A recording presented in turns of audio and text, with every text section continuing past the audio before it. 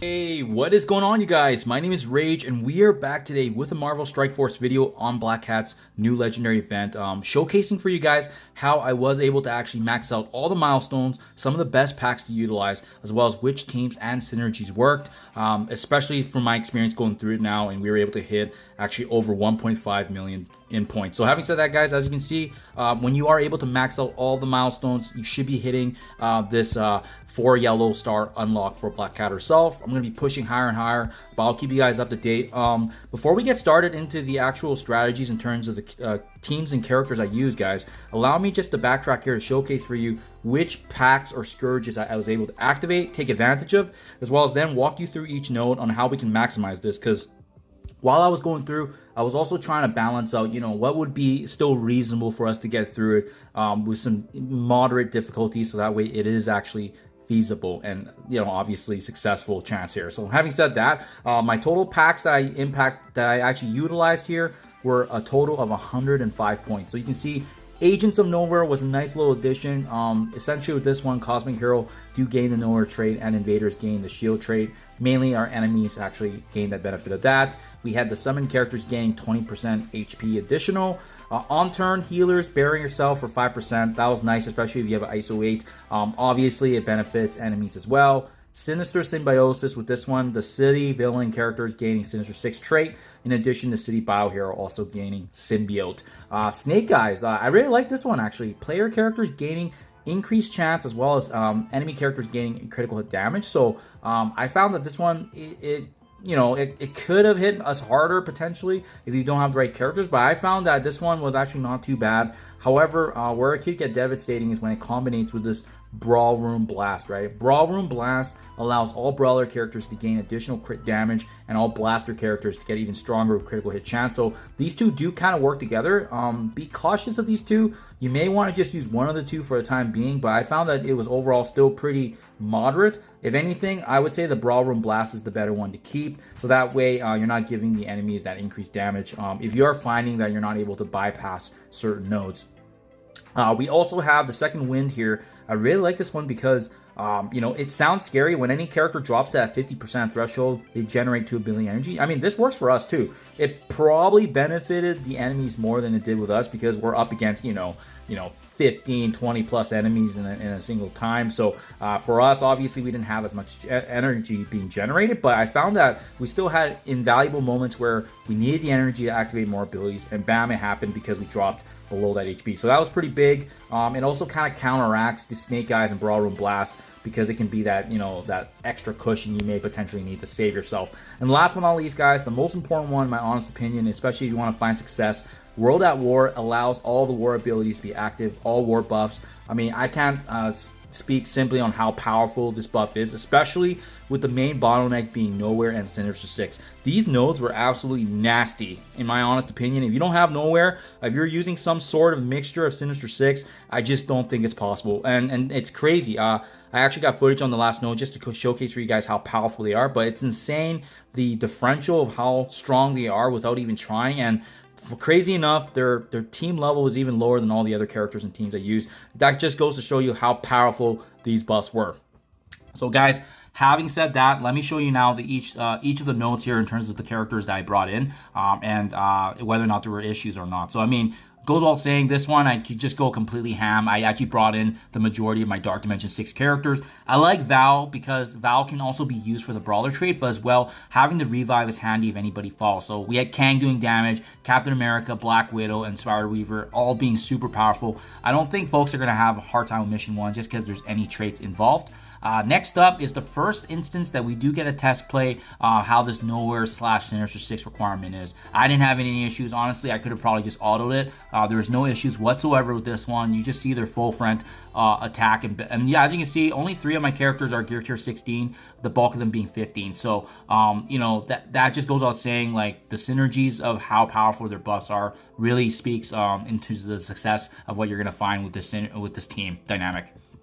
Mission 3, no issues whatsoever, actually. Mystic villains, some of the best Mystic villains in the game. Darkhold, having, Doctor Strange, Heartless, Agatha, and Morgan Le Fay. Man, these characters are just absolute MVPs. We had Dormammu for the heals and stun if needed, as well as Doctor Doom consistently getting energy. And when his HP was getting low, below that 50%, he was getting additional energy and also getting the turn meter. So I think Doctor Doom actually benefited the most, especially when we had that second win pact actually being active. Mission 4. Now, this one was the first one that got actually super interesting. So, it looks crazy here, but essentially what happened, guys, was in this mission, we're up against some pretty powerful characters at the very beginning. They're basically just unleashing burst damage. The ones I can remember, I think Icarus was part of it. I have Silver Surfer. Those two were causing a lot of havoc. I think there's a Loki as well. So what I did is, it doesn't really matter who you use. I found that with 2 attacks, initially throwing in these guys, they honestly couldn't do anything. When I threw them in, they basically died turn 1. So attack 1, didn't get enough abilities off, so then I threw in another attack here. Again, random straggler characters I don't need. Essentially, they just sponged all of the damage. And then finally, I brought in my A-team here, being Black Widow, Omega Red, Scarlet Witch, Morgan Le Fay, and Doctor Doom, and they cleaned up, no issues whatsoever. So this one, I think Mission 4 is the one you want to watch out for. You need some sacks before you actually bring in your A-team. And keep in mind, like I said, it doesn't really matter who you have. Just make sure whoever you bring in can take a hit, and that way the enemies are going to be wasting their ultimates and specials before you jump in with your real team. So definitely, that was the one that I remember from clearly here. And then after that, guys, super straightforward brawler, absolutely no issues. This team completely demolished them. I found that Deadpool is actually still very valuable. I thought she was actually going to be really squishy, but she did great, actually. Shang-Chi, Red Hulk, Val as the revive, and AoE, just doing work. Absolutely no issues whatsoever. We move over to Mission 6 now, the second instance that we get to use Nowhere. Again, no issues whatsoever. I could have probably autoed this one as well. This one, I think we just had to target certain enemies more carefully. But other than that, there was never an instance where I was worried. They just absolutely blow through these nodes. Mission 7 here. Again, back to the Mystic Villain synergy with Darkhold and Doctor Doom and Dormammu. This was the one where I actually did save Dormammu's heal at the very end, because if you guys are able to save that from the previous node, make sure to use that, because we're going to still be able to utilize Doctor Doom and Morgan Le Fay going into the node afterwards. So just something to be mindful of, but no issues. I didn't feel anything from this. And then we go ahead here with Mission 8. Again, Morgan Le Fay, Doctor Doom doing amazing work. Scarlet Witch was actually a really nice protection and defense up with her heal as well. So I did like that aspect. I'm finding that there was a lack of heals going on, so bringing in Scarlet Witch did balance that as well. Having Doctor Doom's consistent ultimates, Omega Red's ability block and stuns. And in addition to that, we also had Black Widow providing stuns, just a lot of crowd controlling aspect, which was huge for us. And then lastly, guys, Mission 9 here, we clean up easily. Like I said, Brawler, you're not going to have issues. I think that's definitely one of the easier ones when you have the right characters and team synergies. I did bring in Thor Infinity War just because of the fact that he did some really good damage AoE, and as well bring up charges or building up his abilities ready for the final node here, guys. So that's pretty much how I got to my 1.4 million here. Absolutely huge, guys. Now allow me to show you the last and final node of how powerful this Nowhere team is.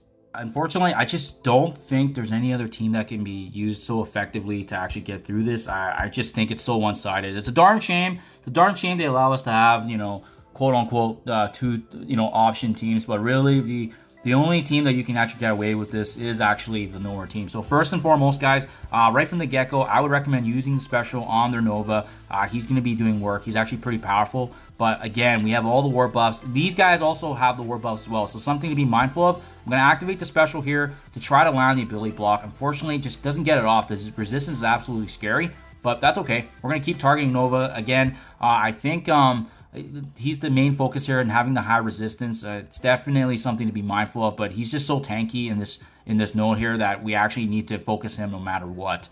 So you can see that's why, it's going to be similar, right? We're basically up against a counterpart of our team. He gets off with his ultimate, super scary stuff, but that's okay because we can still get by. We have the full synergies of Nowhere, which is something they don't have. So this is probably the one where they do benefit quite a bit from the cosmic characters actually getting the benefit of Nowhere. So be mindful of that. I think that's where it's going to be pretty hard to do, in my honest opinion, if you don't have nowhere. But again, we're just constantly focusing on Nova right now because that's all we can honestly do, and we just want to take him down ASAP. Being able to stack a lot of damage here, and with the defense down, it's finally starting to get through his defenses, and then we're just doing work. Just keep focusing him no matter what, and even just being able to get the blind finally on him. But now we're in a really, really good spot, and we're just consistently just focusing. Once he goes down, it's going to be straightforward as heck. So save the ultimate here for Thor, because once the next wave drops, we want to be ready to go. So he's going to be the problem point.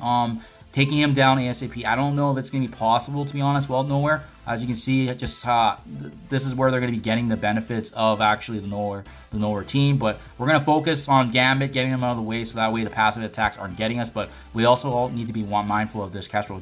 Now that the Nova's gone, check this out. Just look at how much damage we can do. Like, I honestly, difficulty 8 with all these packs activated, it's scary to see that we're going to actually be able to go beyond that, just given how powerful this team is. And this team is not even close to the other power levels of my other characters, which is pretty crazy, right? There's a Kang that drops as well, so we want to be focused on him. So I'm going to go ahead, use the special to stun Kang. And then Agatha Harkness is another one we need to be mindful of. But like I said, I think what's scary in this node, however, is that there is a Minerva. So you got to be careful of that. You know, she actually brought back Nebula. Thankfully, Nebula was actually the first one that we took down. So something to be mindful of. Hopefully take down Nebula before you take down Nova, because if he comes back, it could be really, really bad news. So finally, we got another chance here to activate the special, and it's going to be the ability block on Kestrel here. Looking really good. As you can see, like, just look at this right now. We just have all this synergy going on. They haven't even had a chance to really do much to us, but they can hit quite hard, as you can see. But now I gained back the energy. And what I'm hoping for as well is when, you know, them targeting Korg is really the key, right? But yeah, just look at the amount of buffs that the Cosmos can give to each other. So that's kind of what the scary outcome is. Unfortunately, my Star-Lord went down. That is okay, because we're still going to get by here. Like I said, once their damage dealers are gone, it's pretty much just for Cosmos, and they're not going to be doing much. It's the Kestrel and the Cosmos. So we're going to go ahead. We're going to use the special. Once again there, yeah, it's too darn shame that we can't revive anybody else besides Korg, but that's okay. We have the tank that we need. Even if he goes down, the basic abilities bring him back, so that's huge. Yeah, just look how powerful this is, guys. So I'm going to go ahead. I'm going to use the basic. I'm going to bring Korg back. Boom. Now we have Nova's ultimate once again, and I think, like I said, he's going to be the key difference maker here for sure. Just look at how much damage he can do by himself. Absolutely unbelievable, guys. There we go, and then the support is bust there. Yeah, we're looking still really, really good. Again, focus on the damage dealers. Don't be so, you know, worried about them doing their thing, because of the fact that they don't have the damage to take us down, especially after that fluke accident, unfortunately, with Star-Lord. It is what it is. Focus then on Minerva, and then once it's just 3 Cosmos, they're not doing much. They're just gonna be giving each other barriers and granting each other energy, but it's not going to matter once our damage scales, as you can see. And just look at this, just making short work. We didn't even, you know, Kang wasn't even able to really get any of the abilities off. We took down all their damage dealers. Just unbelievable synergies. But I can definitely see why they would activate that Scourge, because it's that pack basically benefits this last and final node, which makes it harder and basically impossible, unfortunately, for Sinister Six. But we'll go ahead. We're gonna finally here finish off.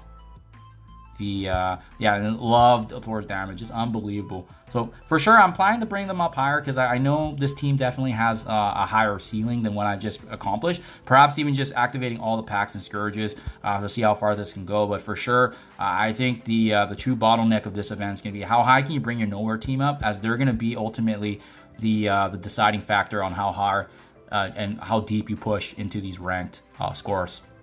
So there you guys have it. Honestly, probably one of the easiest 1.5 million runs I've ever done, if I'm being honest here. This is just super smooth, and this team is not even, I think, less than 800,000 in total team power. So absolutely huge, guys. So yeah, I hope this helps you at least be able to see which teams worked. I'm definitely going to push higher, and I'll keep you guys posted. If there's any specific nodes you want to see walkthroughs in terms of strategy to get through it, let me know, because overall I didn't feel like the difficulty was actually that bad. So thank you as always, you guys. Do appreciate you checking my videos, and I'll catch you guys in the next one.